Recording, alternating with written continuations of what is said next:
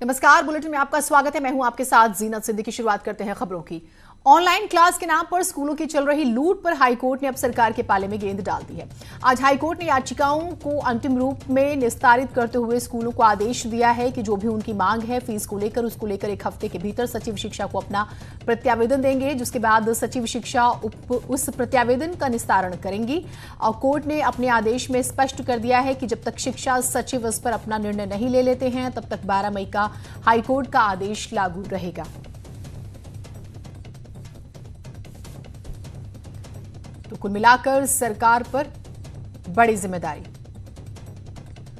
वीरेंद्र हमारे साथ, हमारे सहयोगी जुड़े हुए हैं। वीरेंद्र, अब ये पूरी स्थिति सरकार के पाले में ही गेंद जाती हुई नजर आ रही है। पूरी कंट्रोवर्सी बताइएगा और अब इस स्टेप को समझाइएगा।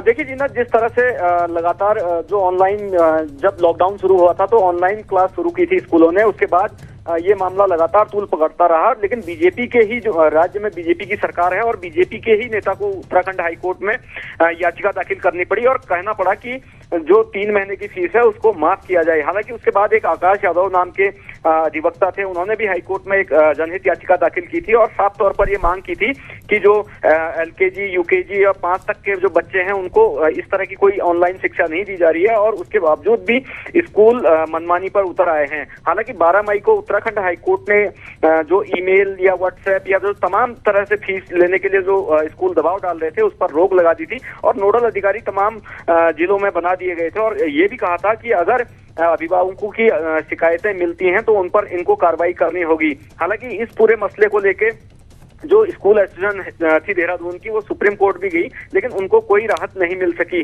अब उत्तराखंड हाईकोर्ट ने इस पूरे मामले पर आज सुनवाई करते हुए ये कह दिया है कि जो राज्य सरकार के सचिव शिक्षा हैं वो इस पर अंतिम निर्णय लेंगे, क्योंकि जो स्कूल एसोसिएशन थी उनकी जो याचिकाएं आज हाईकोर्ट में जिनको सुना गया है उस दौरान कोर्ट ने ये कहा है स्कूलों से कि आप अपना प्रत्यावेदन जो शिक्षा सचिव हैं उनको दें और वो पूरे मामले पर 1 हफ्ते के भीतर अपना डिसीजन लेंगे। लेकिन एक गौर करने वाली बात यह है कि राज्य सरकार एक अपनी अधिसूचना जारी करती है, उसमें साफ तौर पर पहले फीस न लेने की बात करती है, लेकिन फिर दूसरा जो एक फिर शासनादेश जारी करती है उसमें स्कूलों को पूरी तरीके से छूट दे दी जाती है। लेकिन अब जो वापस मामला है वो राज्य सरकार के पाले में जाता चला गया है, तो ये कह सकते हैं कि आने वाले दिनों में इस पूरे मसले पर उत्तराखंड में राजनीति होनी भी तय है। ठीक, बहुत शुक्रिया आपका तमाम जानकारियों के लिए। जो विद्यालय अपना ग्रीवांस हैं वो एक रिप्रेजेंटेशन के द्वारा सेक्रेटरी स्कूल एजुकेशन को within 1 week from today एक रिप्रेजेंटेशन दें एंड सेक्रेटरी स्कूल एजुकेशन को डायरेक्ट किया है कि अनलॉक प्लान जो भारत सरकार का आया है 1 जून 2020 से, उसको मद्देनजर रखते हुए, क्योंकि कुछ इकोनॉमिकल एक्टिविटीज़ जो हैं शुरू हो गई हैं और साथ में ग्रीवांसेस, पेरेंट्स के ग्रीवांसेस को भी देखते हुए और स्कूलों के ग्रीवांसेस को भी देखते हुए कोई फ्रेश डिसीजन फर्दर 1 वीक में ले। उधर साल 2019 में अपने केदारनाथ दौरे के 1 साल बाद पीएम मोदी ने वीडियो कॉन्फ्रेंसिंग के जरिए धाम में चल रहे कामों का जायजा लिया। पीएम मोदी को सीएम त्रिवेंद्र सिंह रावत और सीनियर अफसरों ने ड्रोन के जरिए केदारनाथ में चल रहे काम दिखाए, जिनमें आदिगुरु शंकराचार्य की ध्यान गुफा का निर्माण, सरस्वती नदी के घाट, ब्रह्म कमल वाटिका, वासुकी ताल के रास्ते में यात्रियों के लिए म्यूजियम, तीर्थ पुरोहितों के लिए बनाए जा रहे क्वार्टर्स का काम देखा। प्रधानमंत्री मोदी ने सीएम त्रिवेंद्र और अफसरों को कहा है कि इस समय हालात की वजह से भीड़भाड़ कम है, ऐसे में पुनर्निर्माण का काम ज्यादा से ज्यादा मजदूरों के जरिए तेजी से किया जाए।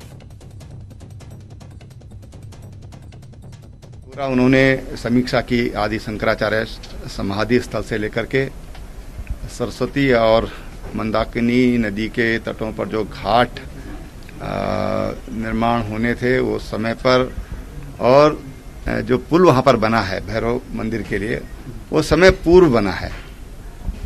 जो वहाँ पर उन्होंने कहा कि कुछ गुफाएं जो हैं वो उनके बारे में उन्होंने जानकारी ली, हमने बताया उनको कि उनके प्रति बहुत आकर्षण है लोगों में, तो उन्होंने उसके लिए कहा कि बहुत अच्छा, इसको बढ़िया और अच्छे तरीके से डेवलप करना चाहिए। प्रधानमंत्री मोदी के साथ वीडियो कॉन्फ्रेंसिंग के बाद मुख्य सचिव ने बताया है कि अभी काम अलग अलग तरह से चल रहे हैं और हर काम की समय सीमा तय की गई है। प्रधानमंत्री मोदी के निर्देशों के मुताबिक तय वक्त में काम पूरा होगा। मुख्य रूप से जो कार्य देखा गया है वो शंकराचार्य जी की समाधि का कार्य है और उसमें उन्हें बताया गया है कि उनके पिछले विजिट मई 2019 के पश्चात फाउंडेशन का कार्य पूरा कर लिया गया है और अब ऊपरी भाग का निर्माण प्रारंभ हो जाएगा। उनका ये मत था कि हमें इस समय अधिक से अधिक श्रमिकों का इंतज़ाम करके कार्य की रफ्तार को और तेज करें। इस समय 31 दिसंबर 2020 तक ये कार्य पूरा होना है और सबका ये प्रयास रहेगा कि उसे समय से पूरा करें। राज्य में कोरोना मरीजों की बात करेंगे। उपचार करते करते खुद संक्रमित हो रहे डॉक्टर्स की भी जो है अब खबरें आ रही हैं और ठीक होकर कुछ जा भी रहे हैं। प्रदेश के सबसे बड़े सरकारी दून अस्पताल की महिला चिकित्सक के कोरोना पॉजिटिव होने के बाद उपचार के लिए अस्पताल में भर्ती किया गया था। महिला चिकित्सक ठीक होने के बाद जब अपने घर गई तो वहां मोहल्ले के लोगों ने उन्हें घर में प्रवेश करने से ही रोक दिया। पुलिस ने हस्तक्षेप कर महिला चिकित्सक को उसके घर तक पहुंचाया। घटना के बाद चिकित्सकों में भी खासा रोष दिखाई दे रहा है। ये जो भेदभाव किया जा रहा है पेशेंट्स के साथ भी और जो डॉक्टर पॉजिटिव हो रहे हैं डॉक्टर्स के साथ भी, आपने देखा आज पड़ोस में, ये खबर इस तरफ इशारा कर रही है।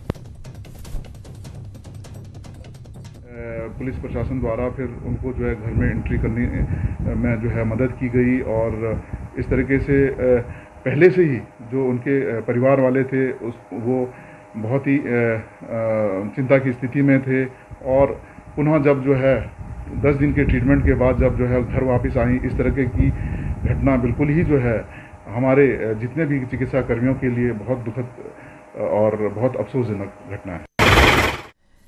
सत्येंद्र बर्थवाल हमारे साथ, हमारे सहयोगी जुड़े हुए हैं। सत्येंद्र, हम जब किसी को फोन करते हैं तो एक बात सभी को सुनाई देती है, हमें बीमारी से लड़ना है, बीमार से नहीं। क्या इन लोगों को ये बात समझ में नहीं आ रही है क्या? बिल्कुल बिल्कुल जिन्हें अगर हम बात करें, क्योंकि राज्य में ये भले एक मामला बड़ा आया हो लेकिन कई ऐसे मामले पूर्व में भी देखने को मिले जब कोरोना पॉजिटिव जो व्यक्ति, संक्रमित व्यक्ति है वो ठीक होकर अपने घर पहुंचा या क्वारंटीन सेंटरों में जो लोग रह रहे हैं वो अपने घर पहुंचे तो उनके साथ एक बदसलूकी की गई, यानी कि मोहल्ले के लोग उन्हें एक हीन भावना से देखने लगे। उनसे ही उनको ये लगा कि कहीं ना कहीं हमारे पूरे इलाके में एक कोरोना का संक्रमण हो जाए। लेकिन यही उसी क्रम में ये मामला जो कल देहरादून में देखने को मिला, एक डॉक्टर जो कोरोना पीड़ित जो व्यक्ति हैं उनकी इलाज कर रही थी, उनके इलाज करते उनको भी कोरोना में जब वो संक्रमित हुई, उन्होंने भले अपना इलाज किया। इलाज के बाद जब वो अपना घर जाने लगी तो लोगों ने वहां उनको रोक दिया, उनको घर जाने के लिए मना कर दिया। तो ये एक बड़ा मामला देखने को मिलता है। उसके बाद जब पुलिस प्रशासन वहां पहुंचे, पुलिस ने लोगों को अलग किया, फिर महिला को उसके घर तक पहुंचाया। इस पर अब जब हमने पुलिस से बात की तो पुलिस का साफ तौर पर कहना है कि अगर आगे किसी के साथ ऐसा होता है तो उनके ऊपर भी कड़ी कार्रवाई की जाएगी। जी ठीक, बहुत शुक्रिया। कार्रवाई होनी भी चाहिए। इस तरह के भेदभाव की अगर खबरें आती हैं तो अगर लोग एक हीन भावना की दृष्टि से किसी कोरोना मरीज को देखते हैं या फिर ठीक हुए लोगों के साथ व्यवहार करते हैं तो बहुत शुक्रिया आप हमारे साथ जुड़े। उत्तरकाशी में वायुसेना के मल्टीपर्पज मालवाहक AN-32 विमान ने चिन्यालीसौड़ हवाई पट्टी पर लैंडिंग और टेक ऑफ का अभ्यास किया। करीब 1 घंटे तक वायुसेना का टेक ऑफ और लैंडिंग का अभ्यास चलता रहा। 1 साल बाद चिन्यालीसौड़ हवाई पट्टी पर AN-32 विमान उतरा है। साल 1974 में हल्द्वानी के लिए जमरानी बांध का शिलान्यास हुआ था। उस पर एक बार फिर से ब्रेक लग गया है। सारी कागजी कार्रवाई होने के बाद भी बात बजट पर अटकी हुई है। तकरीबन 2500 करोड़ की लागत से बनने वाले जमरानी बांध को ADB से लोन मिलना है, लेकिन लोन की कार्रवाई पिछले 4 महीनों से लटकी पड़ी है। ये हाल तब है जब इस बांध को लेकर हल्द्वानी से लेकर राजधानी देहरादून तक में मिठाई बढ़ चुकी है। बांध की रुकी प्रक्रिया पर विपक्ष सवाल उठाने लगा है, जबकि बीजेपी सांसद इसके लिए कोरोना को जिम्मेदार बताकर जल्द काम पूरा होने की बातें कह रहे हैं। अंतर्राज्यीय बस अड्डे के लिए लड्डू भी बट गए, मिठाई बट गई, मालाएं भी चल गई। तो वो तो जरा सी सांस आती है तो बीजेपी अपने पोस्टर लगा लेती है, उसके बाद ये जवाब नहीं देती क्या हुआ उन पोस्टरों का। जवाब नहीं दे रही अंतर्राज्यीय बस अड्डे के लड्डू किस खुशी में खाए। जो चीज़ स्वीकृत हो गई उसमें दिक्कत तो कहीं है नहीं, तो थोड़ा बहुत उसमें क्या परेशानियां रही हैं, सारे जितने भी उसके अवरोध थे वो तो हमने समाप्त कर दिए थे, पूर्णतः स्वीकृति मिल गई थी, फाइनेंस से फाइनल उसका ड्राफ्ट बन के तैयार हो गया था। तो सबका ध्यान इस समय कोरोना पर चले गया, पूरे देश का। तो शिथिलता में थोड़ी देरी हो रही है, वो आगे बढ़ेगा। और हल्द्वानी में आज दोपहर बाद जबरदस्त बारिश हुई है। इस दौरान हल्द्वानी की सड़कें कैसे नालियों में तब्दील हो गई हैं, ये हमारे सहयोगी शैलेंद्र नेगी ने बताया। मॉनसून से पहले की बरसात शुरू हो चुकी है, लेकिन हल्द्वानी शहर का नज़ारा हम आपको दिखाएं किस तरीके से जो सड़कें हैं वो पानी से लबालब हो चुकी हैं। आप समझ सकते हैं कि जो पानी नालियों में बहना चाहिए वो सड़कों पे बह रहा है सैलाब की तरह। और आप देखिए सामने किस तरीके से ये पूरा का पूरा पानी बह रहा है। और ये आज की समस्या नहीं है, जब जब मानसून की बरसात होती है या प्री मानसून की बरसात होती है, इस तरह की समस्या से हल्द्वानी वालों को दो चार होना पड़ता है। और बहरहाल इस बार कोरोना की तैयारियों में पूरी की पूरी नगर निगम की टीम लगी रही और उसका नतीजा यह है कि शहर की नालियां साफ नहीं हो पाई हैं और जो शहर का पूरा पानी नालियों में बहना चाहिए था वो किस तरीके से सड़क पर बह रहा है उसका एक नज़ारा है। बहरहाल ये शुरुआती नज़ारा है। अब मानसून जैसे जैसे तेज होगा, उसकी रफ्तार जैसे जैसे तेज होगी, आप समझ सकते हैं कि हल्द्वानी की स्थिति क्या होगी। कैमरा के साथ शैलेंद्र नेगी। इससे पहले आज ही हल्द्वानी में नालियों को साफ किया गया था, जेसीबी के जरिए बड़े नाले और नहरें साफ की गई। हल्द्वानी के मेयर का दावा है कि जल भराव वाले पॉइंट्स को ट्रीट किया गया है।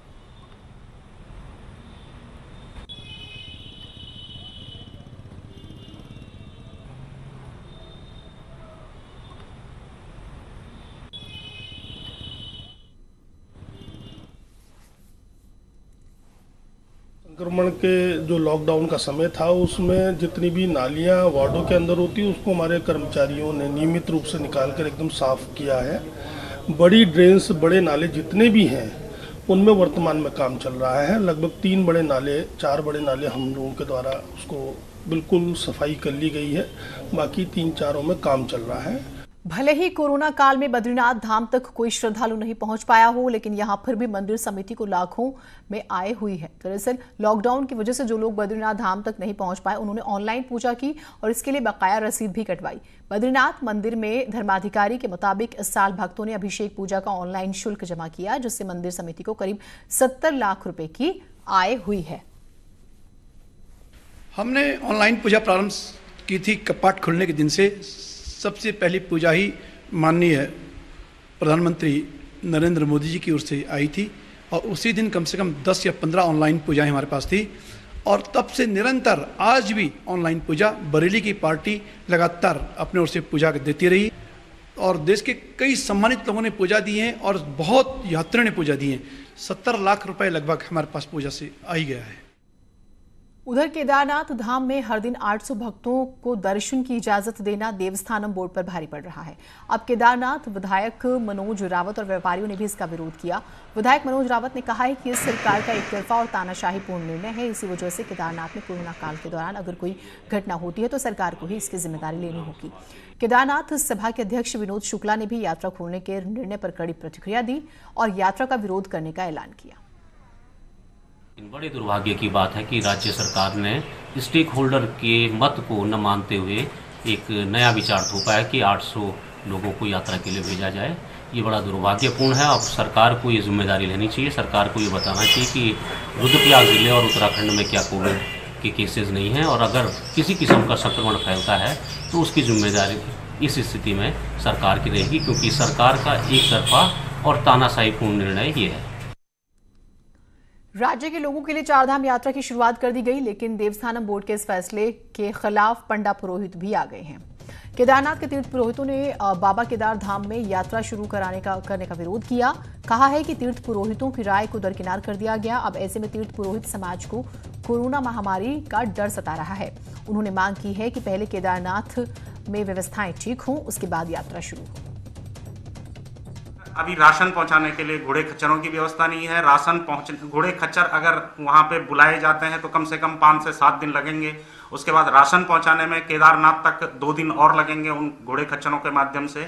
जो हमारा तीर्थ पुरोहित संगठन है हमारा, उसके पदाधिकारियों ने भी पहले ही कह दिया था कि 30 जून तक यात्रा नहीं होनी चाहिए।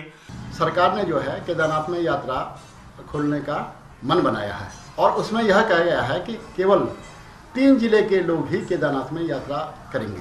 ये समझ में नहीं आता कि एक तरफ तीर्थों से सरकार वार्ता कर रही है और दूसरी तरफ जो है उनके मना करने के बावजूद भी यात्रा सुचारू करने का जो निर्णय लिया गया है वो न्याय संगत नहीं है।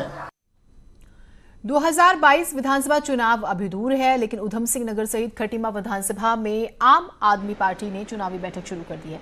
आप पार्टी ने विधानसभा स्तर पर प्रभारी नियुक्त करने के बाद कार्यकर्ता अब दिल्ली की तर्ज पर मुफ्त बिजली, पानी, मोहल्ला क्लिनिक पर उत्तराखंड में चुनाव लड़ने का दावा कर रहे हैं।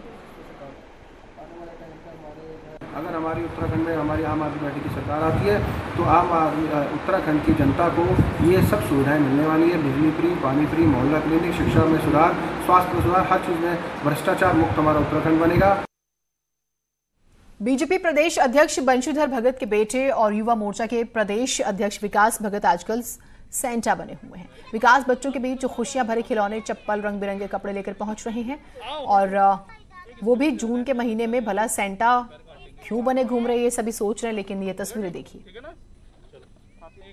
लॉकडाउन के कारण लोग कई तरह की दिक्कतों का सामना कर रहे हैं। ऐसे में कोई राशन बांट रहा है तो फिर कई तरह से लोगों की मदद हो रही है। लेकिन कालाढूंगी में विधायक प्रतिनिधि हैं विकास भगत और भारतीय जनता पार्टी युवा मोर्चा के प्रदेश उपाध्यक्ष भी हैं वो, लेकिन बच्चों के बीच में खुशियां लेकर के जा रहे हैं। जिस तरीके से आपने देखा होगा कि क्रिसमस के मौके पर सेंटा क्लॉज लेके जाता है, तो एक तरीके से सेंटा क्लॉज का संदेश लेकर के जा रहे हैं। और ये खत्ते का इलाका है, पूरा का पूरा जंगल का इलाका है और बेहद गरीब लोग इन खत्तों में रहते हैं। तो इनके बच्चों को चप्पल और ये आप देखिए किस तरीके के आइटम्स इन्होंने दिए हैं। ये ब्रश दिया है क्योंकि हाइजीन मेंटेन करने के लिए बहुत ज़्यादा ज़रूरी है। इधर ये देखिए आप रैकेट है और ये एक छोटा सा पर्स इनको दिया है और कुछ कपड़े भी देने की कोशिश की है। बेटा आपको ये अंकल क्या पहले भी आपको गिफ्ट देते रहे हैं? कैसा लगता है आपको गिफ्ट देके?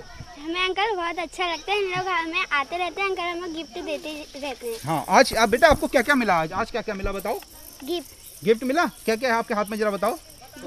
हाँ, ये बिस्कुट और मजा आया आपको? अच्छा लग रहा है? ये देखिए बिल्कुल बच्चे बहुत ही प्रसन्न हैं क्योंकि बच्चों का जो खिलौना होता है वो उनका सबसे अनमोल तोहफा होता है उनके लिए और यही वजह है। विकास जी हमारे साथ मौजूद हैं। विकास जी आपने क्या सोचा? लोग तो तरह तरह से लोगों को राशन दे रहे हैं और तरीके से मदद कर रहे हैं, आप बच्चों के बीच मदद लेकर के पहुंचे हैं। देखिए बच्चों के लिए क्या है, सब बड़ों की सोचते हैं, बड़ों को राशन मिल जाए तो बच्चों को ऑटोमेटिक मिल जाता है, लेकिन बच्चों के पास चप्पल नहीं है, बच्चों के पास खिलौने नहीं है। इस लॉकडाउन में बच्चों के पास स्कूल भी नहीं जा पा रहे हैं बच्चे। यहाँ गांव में, यहाँ जंगल के पास एक स्कूल है, वहाँ ये सब जाते हैं प्राइमरी पाठशाला में, ये स्कूल भी नहीं जा पा रहे, तो इनके मनोरंजन के सारे साधन बंद हो गए। तो ऐसे में हमने इनको टेडी बियर्स, खेल का सामान, खिलौने, कपड़े, चप्पल इत्यादि मुहैया कराया जिससे इनकी ज़िंदगी में कुछ रोचक हो जाए। ये बिल्कुल अहम बात है कि जो लॉकडाउन का पीरियड है उसमें लोगों की कमाई बिल्कुल बंद हो चुकी है, तो जाहिर तौर पर खुद घर में खाने के लिए अगर राशन नहीं है, राशन की कमी है, ज़रूरी चीज़ों के लिए जूझ रहे हैं, तो ऐसे में बच्चों के मनोरंजन का सामान खरीदना बेहद मुश्किल है। तो ये अपने आप में एक नायाब पहल है कि बच्चों के चेहरे पर भी इस कठिन मौके पर खुशी बिखेरी जाए। कैमरा पर्सन कुमार के साथ Shailendra Negi, news 18 Haldwani. IMA passing out parade से ठीक 3 दिन पहले अवार्ड सेरेमनी का आयोजन किया गया, जिसमें ट्रेनिंग के दौरान जेंटलमैन कैडेट्स की मेहनत का इनाम दिया गया। और आईएमए से इस बार पास आउट होने वाले 333 जेंटलमैन कैडेट्स हैं, जिनमें 90 कैडेट्स मित्र देशों के हैं। और क्षेत्रपाल ऑडिटोरियम में इसका आयोजन भी हुआ और विशिष्ट कार्यों में विभिन्न ट्रॉफी प्रमाण पत्र भी सौंपे गए। First mechanised infantry. काफ़ी गर्व की बात है कि हम कुछ दिनों बाद आज से अंतिम पक्ष से गुजरेंगे और उसके बाद अपनी नई ज़िंदगी का पहले कदम से भी गुजरेंगे। जैसे आपको पता होगा कि ये पहली बार है हम अपनी एकेडमी में पहला कदम इंट्रोड्यूस कर रहे हैं और ये सब एक कोरोना जो पैंडेमिक अभी चल रहा है दुनिया में, उसके रहते हुए भी इंडियन मिलिट्री एकेडमी ने अपनी ट्रेनिंग जारी रखी है। इसका मैं श्रेय अपने इंस्ट्रक्टर्स को देना चाहूँगा। हमारे पेरेंट्स एक्चुअली ये भी हुए, हमारे कमांडर्स जो हमें सिखाते हैं, तो हम हमेशा ये मिस कर जाते थे कि सितारे इनसे भी लगने चाहिए थे, पर इस बार हो रहा है कि सितारे हमें ये लगा रहे हैं। तो इसका मतलब ये नहीं है कि पेरेंट्स को नहीं, जब मैं वापस आऊँगा मैं सितारे उतारूँगा और मैं अपने पेरेंट्स से दोबारा लगवाऊँगा। इवेंट एक पासिंग आउट कोर्स की ज़िंदगी में, और हर जेंटलमैन कैडेट जो पासिंग आउट कोर्स से होता है उसकी जीवन में बहुत इंपॉर्टेंट दिन होता है, क्योंकि उसके जो पूरा परिश्रम है एकेडमी डेज़ का उसका निचोड़ है। आज के दिन उसको अवार्ड्स मिलते हैं वेरियस फील्ड में, चाहे वो एकेडमिक्स हो, सर्विस सब्जेक्ट हो, मिलिट्री ट्रेनिंग हो। और पे आज का जो दिन था उसमें कमांडेंट इंडियन मिलिट्री एकेडमी ने अवार्ड को प्रोसाइड किया सेरेमनी को, और आज के दिन उन्होंने अवार्ड्स जेंटलमैन कैडेट्स को उत्तराखंड के छोटे से शहर के युवक ने अंतर्राष्ट्रीय स्तर पर अपनी अलग पहचान बनाई है। कोटद्वार के युवा एस्ट्रोनॉट अनुपम भारद्वाज को इंटरनेशनल एस्ट्रोनॉमिकल यूनियन की ओर से $50,000 की फेलोशिप से सम्मानित किया गया है।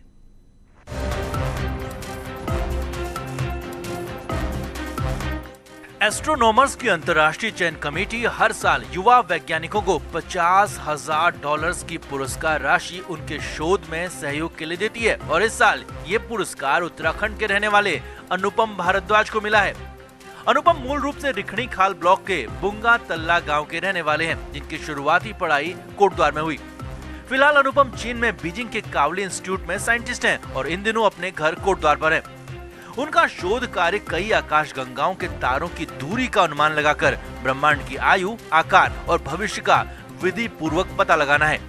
मेरा एम ये है कि अगले 3 से 5 सालों में मैं वापस अपने देश में आकर जो हमारे एस्ट्रोनॉमी का जो इंस्टीट्यूट्स हैं वो भी काफ़ी बड़े बड़े प्रोजेक्ट्स में इन्वॉल्व हैं, जैसे कि 30 मीटर टेलीस्कोप में भारत एक बहुत ही मेजर पार्टनर है और हम इसमें काफ़ी सारा कंट्रीब्यूट कर रहे हैं। तो मेरा एम यह है कि अगले 3 से 5 साल बाद मैं इंडिया में आकर इन रिसर्च प्रोजेक्ट्स में अपना साइंटिफिक कंट्रीब्यूशन करूं। अपने बेटे की सफलता से पूरे परिवार में खुशी का माहौल है। एक बहुत साधारण पृष्ठभूमि से बहुत साधारण शिक्षा के माहौल से निकल करके मेरे बेटे ने ये अंतर्राष्ट्रीय पुरस्कार प्राप्त किया है, तो इसलिए स्वाभाविक रूप से बहुत प्रसन्न है। पूरा परिवार, पूरा जो हमारा परिवार है वो बहुत गर्व महसूस करता है। अनुपम अगले साल से जापान की जैस्मिन सैटेलाइट नामक अंतरिक्ष मिशन पर काम करना शुरू करेंगे और ऐसे में उम्मीद की जा रही है कि युवा एस्ट्रोनॉट अनुपम भारद्वाज अपनी खोज और काबिलियत के जरिए देश दुनिया में उत्तराखंड का नाम रोशन करते रहेंगे। कोटद्वार से न्यूज़ 18 के लिए अनुपम की रिपोर्ट। उधर टिहरी में जिला प्रशासन ने नगर पालिका को 4 बड़ी सैनिटाइजेशन मशीनें दी हैं, जिसके बाद पालिका ने शहर को सैनिटाइज करना शुरू कर दिया है। कमान खुद नगर पालिका अध्यक्ष सीमा विशाली ने संभाली हुई है। पालिका अध्यक्ष ने खुद बौराड़ी बाजार को सैनिटाइज किया और बिना मास्क के घूम रहे लोगों को मास्क भी दिए हैं। पालिका अध्यक्ष का कहना है कि टिहरी में कोरोना संक्रमण के मामले लगातार बढ़ रहे हैं, जिसको देखते हुए पालिका प्रशासन भी अलर्ट है। हफ्ते में हर बुधवार को बाजारों को सैनिटाइज किया जाएगा। और इसी के साथ इस बुलेटिन में इतना ही। नमस्कार।